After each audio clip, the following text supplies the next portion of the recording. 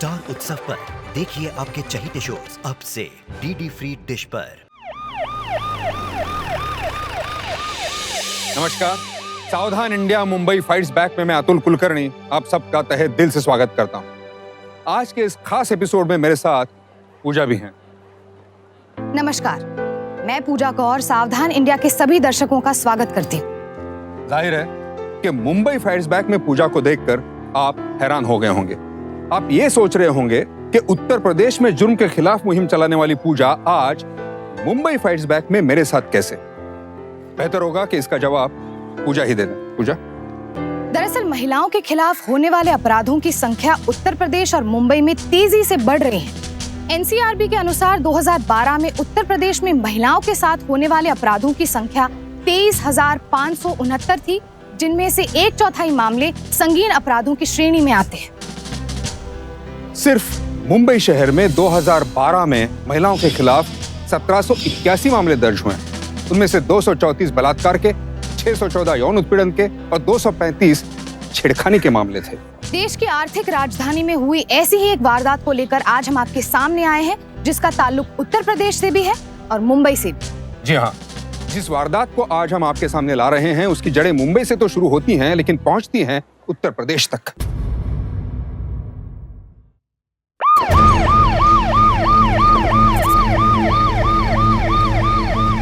पूरा इलाका छान मारो, चलो आगे बढ़ो।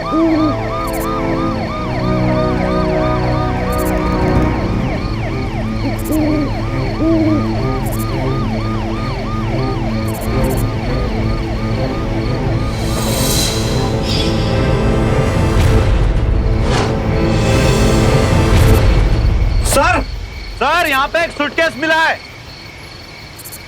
ए नारखड़े, पकड़े, निकालो इसे, बाहर निकालो, बाहर निकालो इसको। उठाओ इसे।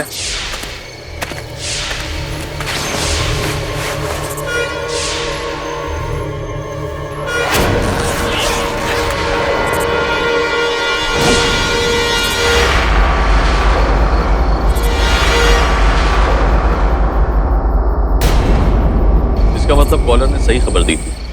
संजय, बॉडी को ऑटोप्सी के लिए लेके जा। ये एक ऐसी मर्डर मिस्ट्री है जिसने 2 राज्यों के पुलिस की नींद हराम कर दी। इसकी शुरुआत तब हुई जब मुंबई पुलिस को एक अनजान व्यक्ति ने फोन किया, जिसके बदौलत एक औरत की लावारिस लाश मिली।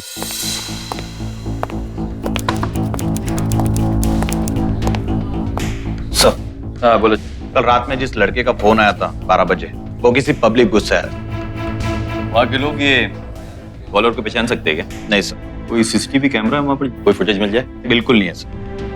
एक काम करो, उसकी आवाज को फॉरेंसिक टेस्ट के लिए भेजो, हमें मदद मिलेगी इस तक पहुंचने में। Okay sir, okay. सही बागा, ये मिसिंग लोग की लिस्ट है, इनके घर वालों को इन्फॉर्म करो कि आके लाश की शिनाख्त करें। Okay sir. ठीक है?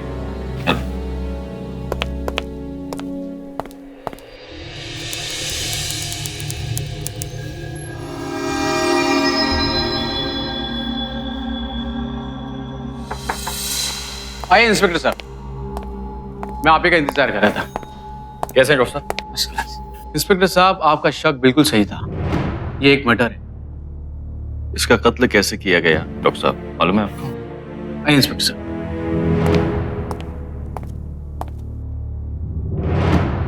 इंस्पेक्टर साहब, इसके शरीर पे ना कोई चाकू के निशान है, ना कोई गोली के। इसका रेप भी नहीं हुआ है।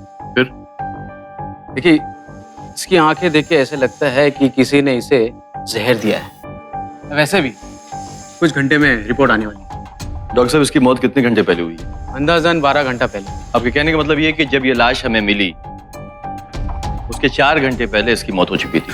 हाँ इंस्पेक्टर साहब, इसकी पहचान अब तक हुई कि नहीं? डॉक्टर साहब, हमने लापता लोगों के घर वालों को इत्तला कर दिया है, वो आकर लाश की शिनाख्त कर लेंगे। ये तो बहुत अच्छी बात है। Thank you doctor.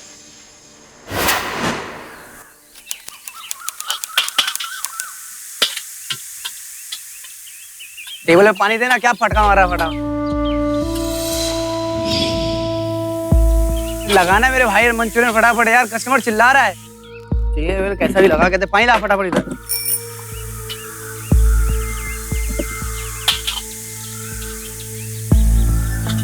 क्या साईं जी महाराज, आज तो लगा दो मेरी लॉटरी। ये लगे रहो तुम लोग, आता हूँ मैं 2 मिनट में।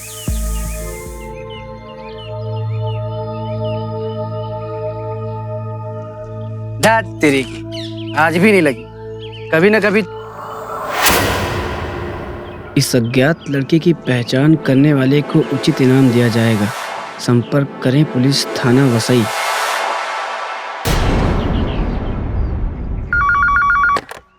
हेलो। लापता लड़की का पता बताने वालों को इनाम कितने दे रहे हैं आप लोग? अरे पैसे की चिंता क्यों कर रहा है? अगर उस लड़की के बारे में जानता है तो बता। नहीं, मदद का मेरे को शौक नहीं है। इनाम कितने दे रहे हैं वो बोलो पहला। कितना पैसा चाहिए तुझे? 20,000 चाहिए मेरे को। 20,000? तेरा दिमाग खराब हो गया क्या? चल फोन रख। हेलो।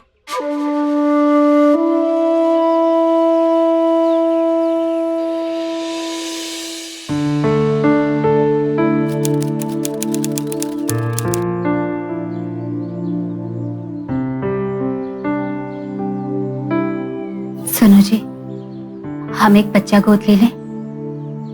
अचानक तुम्हारे दिमाग में ख्याल कैसे है फरीदा? आप तो जानते ही हैं, डॉक्टर की रिपोर्ट के मुताबिक मैं कभी मां नहीं बन सकती। ठीक है, जो तुम ठीक समझो। आपको कोई प्रॉब्लम नहीं है? आप इतनी आसानी से मान गए? हमारे घर वाले तो मान जाएंगे ना? तुम उसकी फिक्र ना करो। क्या बात है जी, आप कुछ परेशान लग रहे हैं। कोई कॉम्प्लिकेटेड केस है क्या? मेरे करियर में एक बहुत ही मुश्किल केस आ गया है फरीदा, बहुत मुश्किल केस। 3 दिन पहले एक लड़की का मर्डर होता है, उसका कत्ल होता है। अभी तक उसके बारे में किसी को भी नहीं मालूम, कुछ शिनाख्त करने नहीं आता उसकी। यहां तक कि उसके घर वालों को, उसके माँ बाप को इसके बारे में नहीं मालूम कि उसकी बेटी के साथ में क्या हुआ है। यहाँ पर घर में बैठ के हम बच्चा गोद लेने की बात करते हैं। जरा सोचो फरीदा, उनके माँ बाप को कल ये मालूम पड़ेगा कि उनकी बेटी के साथ क्या हुआ है, तो उनके दिल पे क्या बीतेगी।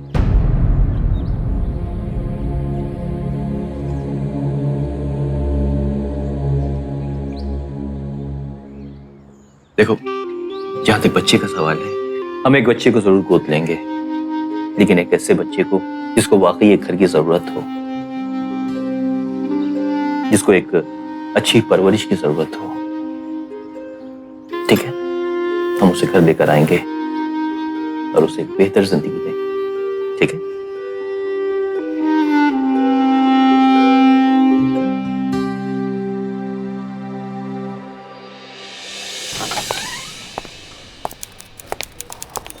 सर। बोलो शिंदे। सर, उसी लड़के का दोबारा फोन आया है। वही लड़की के बारे में कुछ बताना चाहता है। अभी लाइन पे हो? जी हाँ सर।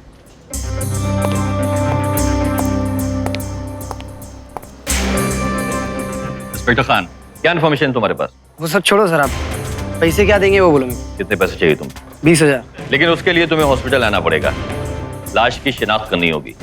उसकी जरूरत नहीं है सर, 100% लड़की वही है। देखो, अगर तुमको पैसे चाहिए तो तुमको हॉस्पिटल आना ही पड़ेगा। और पहचान बताने के बाद पैसे नहीं मिले तो? तुमको तुम्हारे पैसे मिल जाएंगे, ये मेरा वादा है। ठीक है, चलेगा।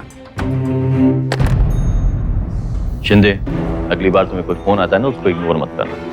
कभी कभी गलत इंसान भी सही इन्फॉर्मेशन देता है। Okay sir. गाड़ी निकालो, हॉस्पिटल जाना है। जी सर।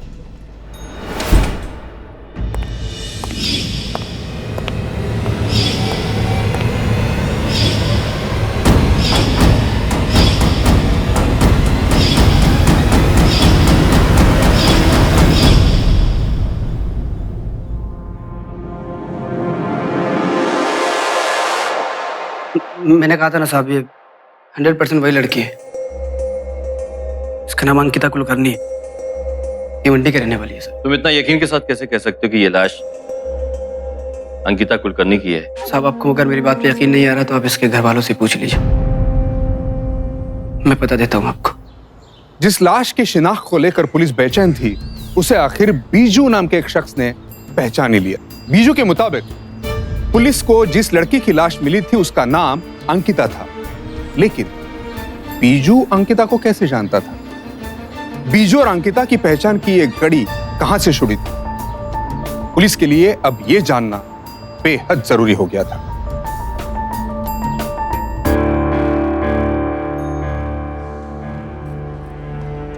बैठ। अब बोल, वो लड़की कैसे जानता था? साहब, वो भिमंडी में मेरे पड़ोस में रहती थी। काफी समय हो गया साहब वो एरिया छोड़िए उसको। बोले तो काफी समय से मैंने भी नहीं देखा उसको। अरे साहब पेपर में उसका फोटो देखा तो फटाक से पहचान गया। मैंने कहा यार ये तो अंकिता है साहब। मैंने कहा ये क्या हो गया, और अभी होनी को कौन टाल सकता है साहब। मेरे को जो मालूम था मैंने आपको बता दिया। अभी पैसे तो मिल जाएंगे ना? मिल जाएंगे, लेकिन पहले मैं चेक तो कर लेने दे तू कितना सच बोल रहा है। मतलब अभी तूने ये लंबी चौड़ी स्टोरी सुनाई है ना, इसकी जांच तो कर ले। लेकिन साहब आपने कहा था कि पैसे दे देंगे करके। किया था वादा। सच्चाई उगलने के बाद जब तक हम अंकिता का एड्रेस चेक नहीं कर लेते हैं तो इसी पुलिस स्टेशन में रहेगा। लेके जा। अरे साहब लेकिन अरे मैंने अरे उठ साहब मैंने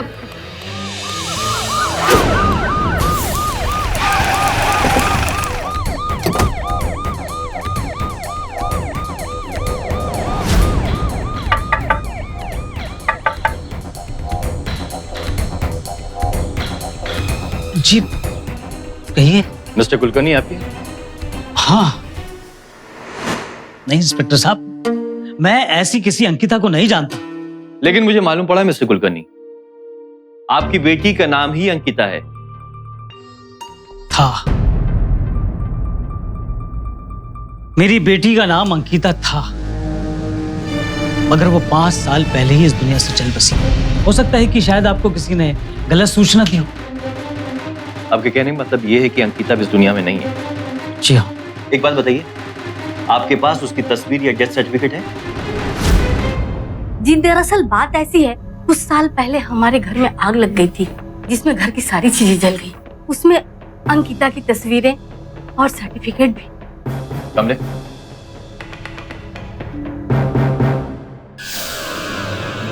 यही अंकिता है?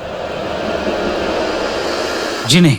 मिस्टर कुलकर्णी ध्यान से देखिए। इंस्पेक्टर साहब, आप एक ही बात को कितने बार पूछें?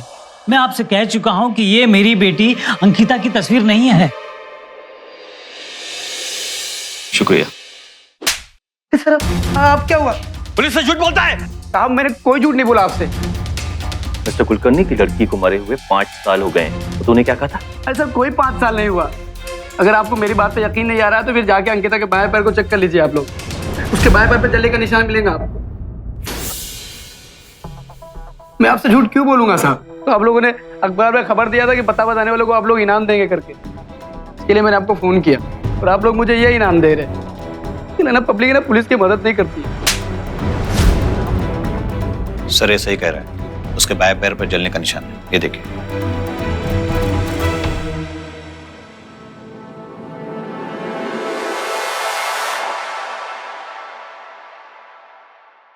ठीक है,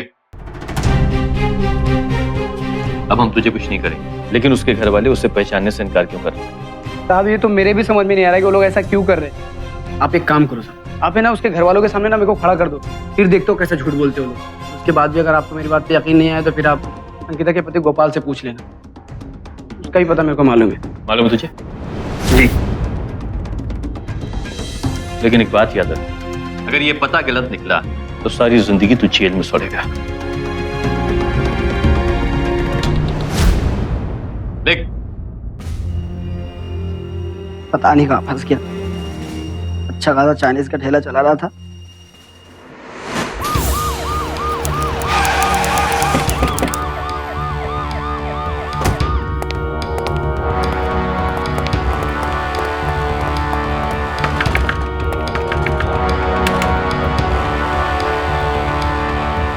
लगता है सर घर पर नहीं है वो। वेट करो।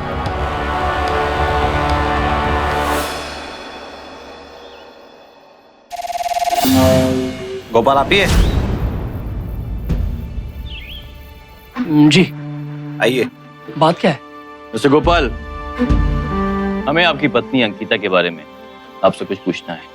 अंकिता के बारे में? लेकिन उससे मेरे तो 5 साल हो गए। आप आइए ना, हम कहीं और चल के बात करते हैं। आइए। नहीं गोपाल बाबू, अंदर बैठते हैं, आराम से बात करते हैं आपसे। जी वो बिजली नहीं है। गोपाल बाबू, कहीं और, गोपाल बाबू, हमें गर्मी में भी बैठ के काम करने की आदत है। खोलिए दरवाजा, खोलिए। कहीं और चल। खोलिए दरवाजा, खोलिए।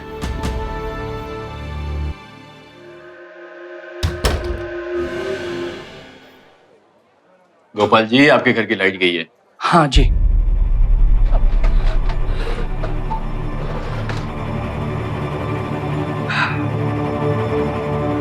आपकी पत्नी अंकिता कहाँ है? अंकिता को हमारे 5 साल हो गए और इस बात को सब जानते हैं।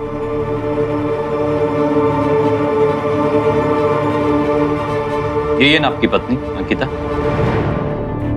जी हाँ, यही है। मर चुकी है 4 दिन पहले। 4 दिन? ये कैसे हो सकता है? मिस्टर गोपाल, हम चाहते हैं कि आप अंकिता के बारे में कुछ बताएं। अंकिता के साथ मेरा वैवाहिक जीवन बहुत तकलीफ भरा था। मैं उन दिनों को फिर से याद नहीं करना चाहता। अंकिता की कुछ खास अच्छी यादें नहीं मेरे साथ। बीजू को जानते हो? नहीं। अक्सर ये देखा गया है कि पुलिस को मिले एक सुराग की वजह से उस केस की दिशा और दशा दोनों ही बदल जाते हैं। लेकिन इस केस में जो सुराग मिला उसकी वजह से इन्वेस्टिगेशन सुलझने की बजाय और भी ज्यादा उलझ गया। अंकिता के माता पिता और गोपाल के मुताबिक अंकिता की मौत 5 साल पहले हुई थी। यहां तक तो ठीक था, लेकिन हैरानी तब हुई जब इंस्पेक्टर खान ने अंकिता की तस्वीर उसके माता पिता को दिखा दी। उन्होंने उसके अंकिता होने से ही इनकार कर दिया, लेकिन गोपाल के मुताबिक वो अंकिता ही थी। आखिर माजरा क्या था? क्या गोपाल झूठ बोल रहा था या फिर अंकिता के माँ बाप झूठ बोल रहे थे? कोई तो झूठ बोल रहा था जरूर, लेकिन क्यों? चल, आप कहाँ लेके जा रहे हैं मेरे को? चलो। अरे मैंने कुछ नहीं किया, बोल रहा हूं मैंने कुछ नहीं किया। बैठ गाड़ी में।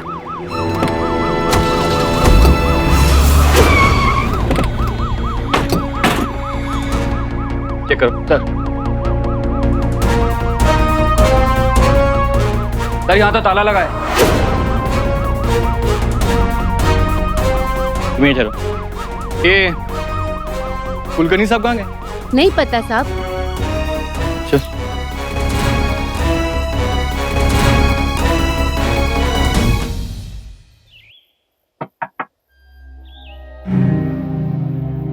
जी साहब।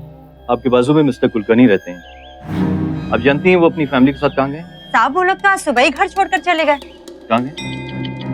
साहब वो लोग कुछ बता के तो नहीं गए, पर वो लोग पुणे के रहने वाले थे। पुणे कहाँ? साहब इतना तो मालूम नहीं है। एक बात बताइए, उनकी बेटी का नाम अंकिता है ना? जी साहब, मगर 5 साल पहले ही उसकी मौत हो गई। लाश देख दी आपने उसकी? नहीं साहब, उसके घर वाले लाश लेकर घर पे नहीं आए थे, पर हाँ उनके मुंह से मैंने सुना था कि अंकिता अब इस दुनिया में नहीं रही। कुछ दिन पहले ही अंकिता की मौत हुई है। ये अंकिता है? जी साहब, ये उसी की तस्वीर। अंकिता के बारे में और क्या जानती हैं आप?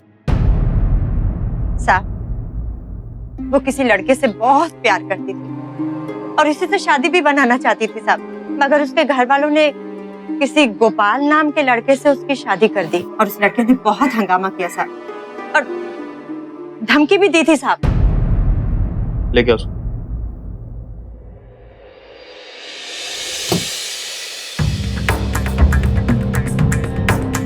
अगला इसको इसे जानती हैं आप? हाँ साहब, ये वही लड़का है जिससे अंकिता प्यार करती थी और इसी ने शादी से पहले बहुत हंगामा किया था साहब, बहुत हंगामा किया था। बहुत बहुत शुक्रिया आपका। लेके चलो, लेके चलो। एक और झूठ, एक और झूठ। हाँ? इसीलिए तू अंकिता के बारे में सब कुछ जानता था। हाँ? यही एक वजह थी कि तूने अपने आप को इस केस से बाहर कर लिया। कब सुनाएगा तू अपनी प्रेम कहानी? तूने ही अंकिता का मर्डर किया ना? मैंने अंकिता को खून नहीं किया, मैं तो उससे प्यार करता था और अपने प्यार के बारे में इसलिए आप लोगों को नहीं बताया कि आप लोगों को लगे कि उसके खून के पीछे मेरा हाथ है। 5 साल हो गए मुझे भिवंडी छोड़े हुए थे और इन 5 सालों में मैंने उसे देखा तक नहीं। तूने भिवंडी क्यों छोड़ा? मैं अंकिता से बहुत प्यार करता था सर, इसलिए मैंने उसे शहर छोड़ दिया ताकि उसे भूल सकूं। बोल कौन? किशोर? नहीं। राजेश? अरे बोला ना नहीं। सुमित? अरे मजाक नहीं कर रहा मैं। ओहो, तो तुम्हें मजाक पसंद नहीं? बोला ना मेरे को मजाक पसंद नहीं है। अरे एक बात बता, इतने सारे लड़कों के नाम क्यों गिरा रही थी तू? क्योंकि इनमें से मैं किसी को नहीं जानती, बस तुम्हें चिढ़ाने के लिए नाम ले रही थी।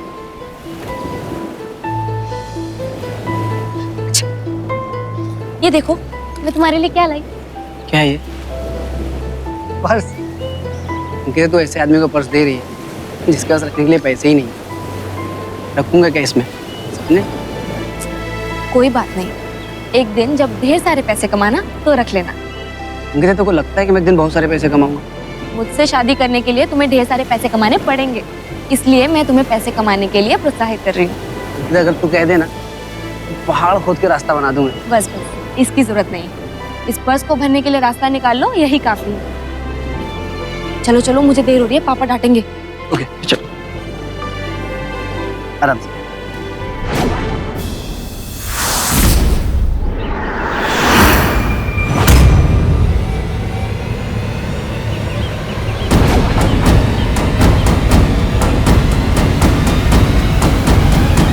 सब कुछ अच्छा चल रहा था सर, फिर अचानक अंकिता के घर वालों को हमारे प्यार के बारे में पता चल गया। अंकिता के घर वालों को मैं बिल्कुल पसंद नहीं था सर, सब देख के खून खाते थे। पर अंकिता मेरे साथ थी सर, लड़ रही थी मेरे लिए, और उसकी जिद की वजह से उसके बाप ने मुझे घर पे मिलने के लिए बुलाया।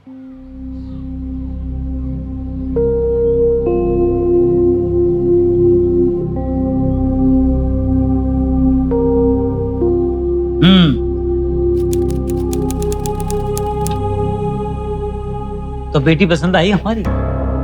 कोई एक अच्छा कारण बता दो जिसकी वजह से मैं अपनी बेटी की शादी तुम्हारे साथ कर दूं। हाँ, एक काम को छोड़कर कि तुम मुझसे बहुत बहुत प्यार करते हो। ये प्यार व्यार को छोड़कर कोई अलग वजह है तुम्हारे पास? अंकल जी, मैं अंकिता का बहुत ख्याल रखूंगा और कोशिश करूंगा उसे बेहतर से बेहतर जिंदगी दे सकूं। एक बेहतर जिंदगी देने की कोशिश करोगे? अच्छा है डायलॉग तुम्हारा, हैं? हाँ, तो कितना कमा लेते हो? अंकल जी एक मिनट।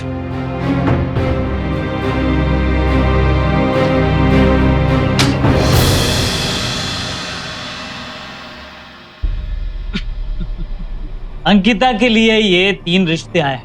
ये पहला लड़का जो है 75,000 रुपए कमाता है, और दूसरा 1 लाख रुपए, और तीसरा 1 लाख से भी ज्यादा कमाता है। इनमें से तुम किसी की भी बराबरी कर सकते हो।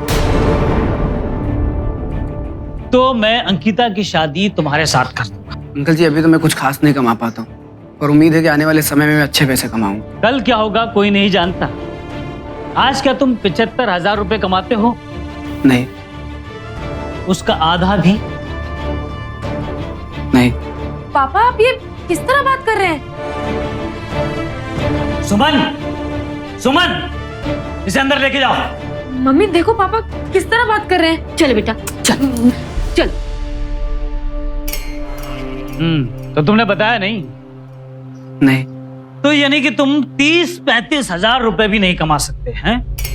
तो तुम्हारी शादी अंकिता के साथ नहीं हो सकती। और ये बात मैंने अंकिता को पहले ही बता दी थी। मैंने तुम्हें सिर्फ यहाँ पे इसलिए बुलाया है कि तुम्हें तुम्हारी औकात दिखाने के लिए। समुद्र के किनारे बैठे हुए सीपियों के इंतजार करने से कुछ नहीं होगा। चलो निकलो यहाँ से। बीजू, रुक जाओ बीजू, मेरी बात सुनो बीजू। रुको बीजू, मेरी बात सुनो बीजू। उसके बाद मैंने सुना कि अंकिता की शादी गोपाल के साथ तय हो गई। मेरा दिल टूट गया सर। फिर अंकिता में मुझे कोई दिलचस्पी नहीं रही, क्योंकि उसने मेरे साथ किए हुए सारे वादों को तोड़ के अपने बाप के रास्ते पे चल रही थी। जब तेरी अंकिता में दिलचस्पी नहीं थी तो फिर उसके घर पे जाके तूने हंगामा क्यों किया? मेरा दिमाग काम नहीं कर रहा था। मैंने भिमंडी छोड़ने का फैसला कर लिया था। दिल में बड़ी भड़ास थी सर, बस वही निकालने गया था। अंकिता, देख तूने अगर अपने लालची बाप की बात मानी तो जिंदगी में खुश नहीं रहेगी तू, कभी खुश नहीं रहेगी तू। बड़ी बड़ी बातें किया था, जिंदगी भर साथ निभाएगी, झुक गई ना पैसा के आगे तू। मेरे को लगा तू बाकी लड़कियों की तरह नहीं है, लेकिन तू भी वैसा ही निकली। बाहर निकाल। बीजू, तू ये क्या कर रहा है? देख सारा मोहल्ला इकट्ठा हो गया। तू चला जा, मैं तेरे आगे हाथ जोड़ती हूँ। यहाँ तमाशा मत कर। अरे तमाशा तो तेरे बाप ने किया मुझे घर बुला के। इकट्ठा हो बुला के मेरी औकात दिखाई थी इसने। आज पूरे एरिया के सामने इसकी औकात दिखाऊंगा मैं। तेरी औकात यही है तेरी औकात। समझा कितनी? बाबूजी को अंदर ले जाइए। माँ लेके जाइए, बाबूजी को अंदर ले जाइए। निकल यहाँ से वरना पुलिस को बुला। चल निकल। बहुत पछताएगी अंकिता तू, बहुत पछताएगी अंकिता तू। बोल रहा हूँ देखो, मैं कभी खुश नहीं रहेगी तू। चलो दीदी अंदर चलो। तेरे कहने का मतलब है कि तू उस रात अंकिता की जान लेने नहीं गया था? मैं अंकिता से प्यार करता था सर, मैं उसके जान भला कैसे ले सकता था? क्योंकि उसने तुझे धोखा दिया। धोखा तो उसके परिवार वालों ने दिया था सर मुझे, और इस आधार पर तो मुझे उनके परिवार वालों को मारना चाहिए। मानता हूँ सर मैंने हंगामा किया था, पर मैं एकदम बौखला गया था, मेरा दिमाग नहीं काम कर रहा था। मैं सच कह रहा हूँ सर, यही सच है। लेकिन अंकिता के परिवार वाले उससे पहचानने से इनकार क्यों कर रहे हैं? पता नहीं सर, मेरे भी समझ में नहीं आ रहा कि वो लोग ऐसा क्यों कर रहे हैं। तो मेरे को ये भी नहीं पता कि वो पूना में कहाँ गई। सर गोपाल को पता होगा, क्योंकि गोपाल के साथ ही उसकी शादी हुई थी। गोपाल मेरे को पसंद नहीं है सर, कुछ तो छिपा रहा है सर वो। साहब जो कुछ भी मुझे पता था मैंने सब बता दिया आपको, अब मेरे पास बताने के लिए कुछ भी नहीं है। मेरे को जाने दो साहब, मेरा धंधा चौपट हो जाएगा। क्या? शुक्रिया सर।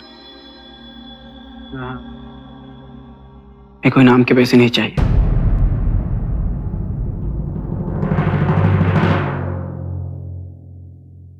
तुम लोग को लगता है कि हत्या उसने की? हो सकता है सर। ये सब तो ठीक है, लेकिन हमें दूसरे पहलू पे भी गौर करना चाहिए। सब लोग झूठ क्यों बोल रहे हैं? माँ बाप अंकिता की फोटो नहीं पहचान रहे हैं, पति कहता है कि यही अंकिता की फोटो है, जबकि हकीकत यह है कि अंकिता को मरे हुए 5 साल हो गए। तुम एक काम करो, बीजू पे 24 घंटे नजर रखो। Okay sir. शिंदे सर, मुझे किसी भी हाल में गोपाल चाहिए। उससे बहुत सारी इंफॉर्मेशन लेनी है मुझे, बहुत सारे सवाल पूछने। Okay sir. बीजू से कड़ी पूछताछ के दौरान अंकिता के अतीत से जुड़ी हुई कई सारी बातें पुलिस के सामने आई। इस बात का भी खुलासा हुआ कि कभी बीजू और अंकिता एक दूसरे से प्यार करते थे, लेकिन उनका इश्क मुकम्मल नहीं हो पाया। जाहिर है नाकामयाब इश्क कभी कभी इंतकाम में तब्दील हो जाता है। इंस्पेक्टर इश्तियाक खान इस बात को बखूबी जानते थे और इसीलिए उन्होंने बीजू को पुलिस की हिरासत से तो बाहर कर दिया, लेकिन अपने शक के दायरे से नहीं। इस कहानी में कई सारे ऐसे किरदार थे जो पुलिस की नजर में खटक रहे थे।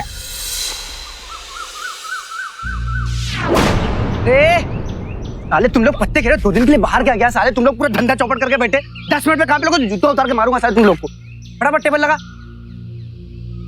साले पत्ते खेल रहे हैं आराम से, नवाब की औलाद। अबे साले बिजू, क्या रे? क्या बोला तूने? एहसान फरामोश। सर गोपाल बीजू से मिलने आया। अरे तूने पुलिस को क्या बताया? क्या बताया तूने? इस दुकान को खड़ा करने में मैंने तेरी मदद की और तूने मेरे घर पर पुलिस भेज दी। क्या मदद की तुमने जो किया ना उसे पर्दा डालने की कोशिश की है तुमने। के साथ जो कुछ भी हुआ ना उसका जिम्मेदार तूने, समझा क्या? निकल जा तो थोपड़ा बिगाड़ दूंगा तेरा।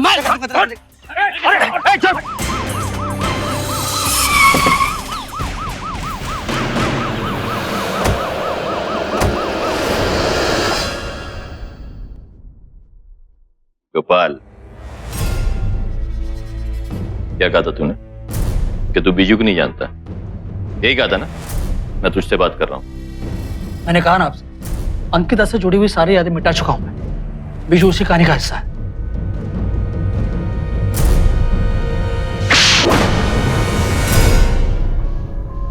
हिंदी फिल्म में बहुत दिखता है तू, हाँ? डायलॉग मार रहा है। ये कह रहा था कि इसने तेरी मदद की है। क्या मदद की है? साहब अब ये तो गोपाल ही बता सकता है। अंकिता के साथ जो कुछ भी हो ना सर, उसका जिम्मेदार यही है। सच क्या बता। सर ये बीजू अंकिता और उसके घर वालों को बार बार परेशान कर रहा था, इसलिए मैंने सोचा ये मामला मैं अपने हाथ में लूं और फिर मैं बीजू से मिल। देखो मैं जानता हूं कि अंकिता तुम्हारे साथ खुश नहीं रह पाई। चलो रख लो। इससे पैसे लेने के बाद मैंने भिवंडी छोड़ दिया और वसई में जाके रहने लगा। मैंने सोचा मैं अंकिता की जिंदगी से दूर चला जाऊंगा तो वो खुश रहेगी। मैंने जो कुछ भी किया अंकिता की खुशी के लिए किया और साथ में इसको सबक भी सिखाना चाह रहा था, इसलिए मैंने इससे पैसे लिए। और फिर तूने शादी कर ली अंकिता से, तेरी जिंदगी कैसी जा रही थी? अरे काय की जिंदगी सर, उसकी जिंदगी बर्बाद कर दी इसने उससे शादी करके। मुझे कितना मारता था। बंद कर आवाज। तू बता। ये सही कह रहा है। शुरू शुरू में सब ठीक चल रहा था, मैं वकालत करके अच्छे खासे पैसे कमा रहा था, लेकिन किसी स्कैम की वजह से हमारी कंपनी बंद पड़ गई। घर में पैसे आने बंद हो गए तो झगड़े शुरू हो गए। ऐसे हालात में मैं कितने दिन रहूंगी? अपनी लाइन बदलो, कोई और काम करो या फिर मुझे काम पर जाओ। कोई जरूरत नहीं काम करने की तुम्हें, कोई ना कोई रास्ता निकल आएगा। लेकिन कब? इसी गरीबी में रहना था तो मैं बीजू के साथ शादी करती। ना तुम मुझे कहीं बाहर जाने देते हो ना काम करने देते हो, बस अपनी जरूरतों के लिए इस्तेमाल कर रहे हो, जैसे कि मैं तुम्हारी पत्नी नहीं रखेलू। उसने मेरे साथ धोखा करना शुरू कर दिया, इसलिए मेरा उस पर गुस्सा और बढ़ता चला गया। कैसा धोखा? वो छुप छुप के अपने बॉयफ्रेंड से मिला करती थी। गोपाल तेरे दांत तोड़ दूंगा, मैं बता रहा हूं तेरे को। मैं तेरे को बोला चुप बैठ।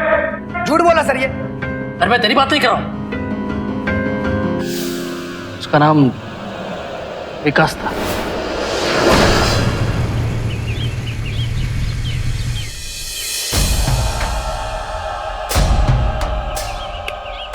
अंकिता?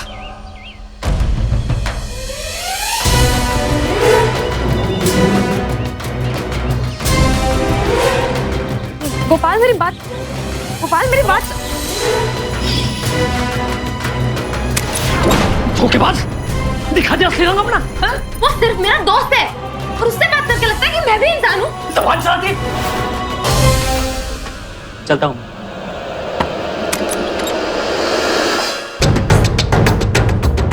तेरी हिम्मत कैसे हुई मेरे पीछे आने की? गोपाल क्या कर रहे हो तुम? अरे तुझे तो जितनी गंदी गाली तू ना कम है तुझे। मैंने क्या किया? शादी से पहले किसी और के साथ थी और शादी के बाद क्या ढूंढ लिया है? जुबान से मां की बात करो। अरे तुम है, तुम लड़के हो।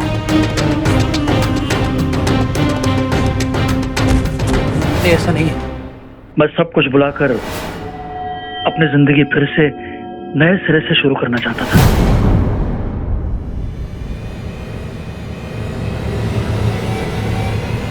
वो विकास के साथ भाग गई थी।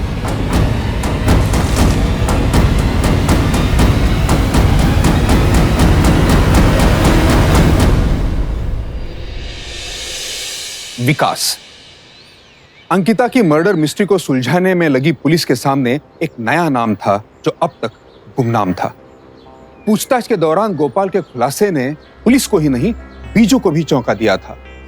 आखिर कौन था यह विकास जिसके लिए अंकिता ने अपने पति यहां तक कि अपने घर को छोड़ दिया था? कब और कैसे अंकिता विकास के संपर्क में आई थी?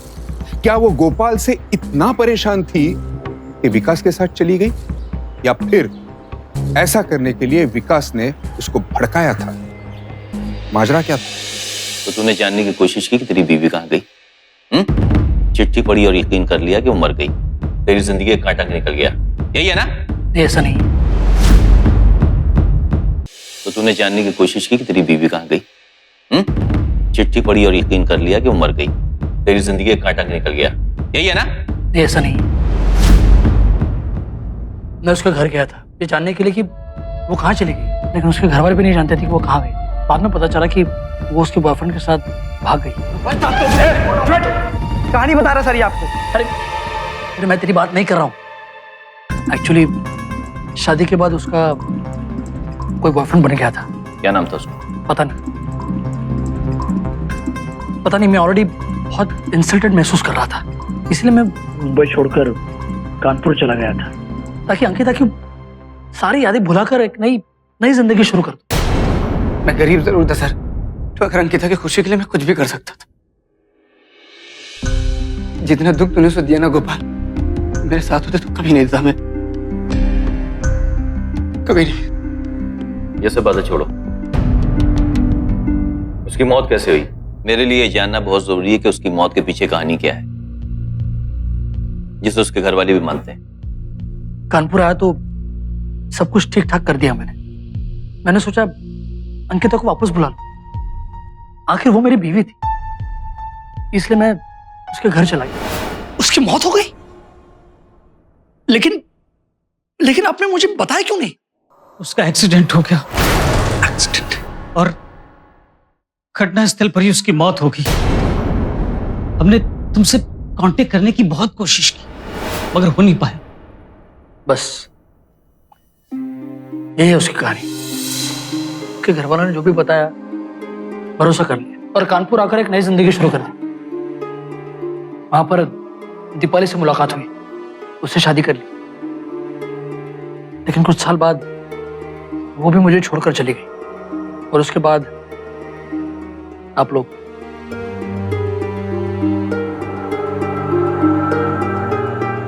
अगर ये अंकिता है तो ये 5 साल पहले नहीं मरी है। मेरी समझ में नहीं आ रहा कि इसके घर वाले ही मानने को तैयार कैसे होंगे कि इसकी मौत हो गई है। मुझे पता नहीं, मेरे को भी कुछ समझ में नहीं आ रहा सर। देखिए सर, एक बात तो पक्की, हो ना हो ये अंकिता की ही तस्वीर है। अब इसकी मौत कैसे हुई ये उसके घर वाले बता सकते हैं।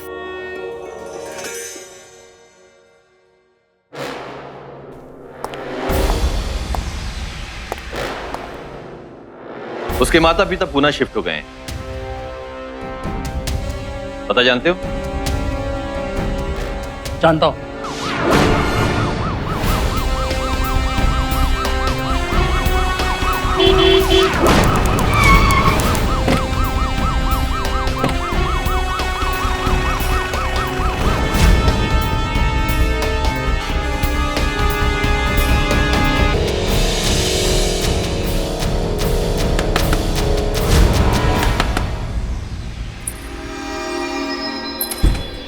मिस्टर कुलकर्णी, मिस्टर कुलकर्णी, हम आपको गिरफ्तार करने आए। आपका वारंट। पर क्यों सर? पुलिस इंक्वायरी में आपने पुलिस को मिसलीड किया है, गलत इंफॉर्मेशन दी है। चलिए हमारे साथ। देखिए इंस्पेक्टर साहब, मैंने जो कुछ कहा है वो गलत नहीं है। चलिए। मेरी अपनी बेटी की मौत 5 साल पहले हो चुकी है। इंस्पेक्टर साहब रुकिए, मैं आपको सब सच सच बताता हूँ। ये अंकिता है।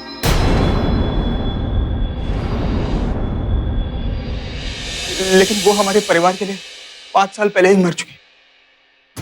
अफसोस है कि वो अब इस दुनिया के लिए भी मर चुकी। इंस्पेक्टर साहब, आप प्लीज, क्या मैं आपके साथ उसकी बॉडी देखने आ सकता हूँ? साहब, मैं कोऑपरेट करने के लिए तैयार हूँ, लेकिन प्लीज आप मेरे परिवार को कुछ मत कीजिए। इन्हें प्लीज छोड़ दीजिएगा, प्लीज। कोऑपरेट करेगा तू? जी हाँ सर। चल।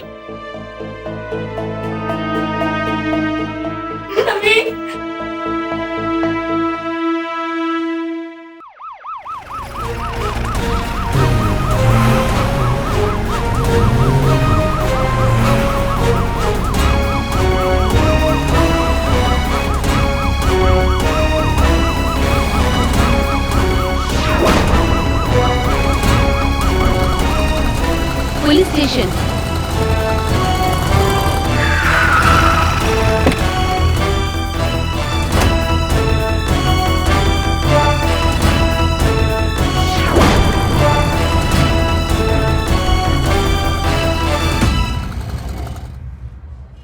अरे नेहरू और जया फिर आ गए। इस बार क्या कहना है? रुक पूछता हूँ। क्या काम है? तेरे से नहीं, इंस्पेक्टर खान से मिलना था। इंस्पेक्टर खान नहीं है, कोई और साहब है। चल जा, बैठ जा वहाँ। चल।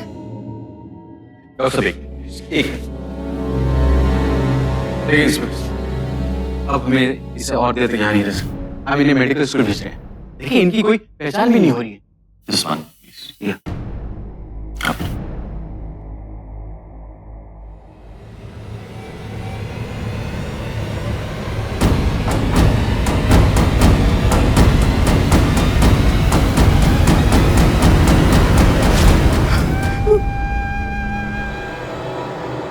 तुम दोनों, अब क्या लफड़ा किया तुम लोगों ने?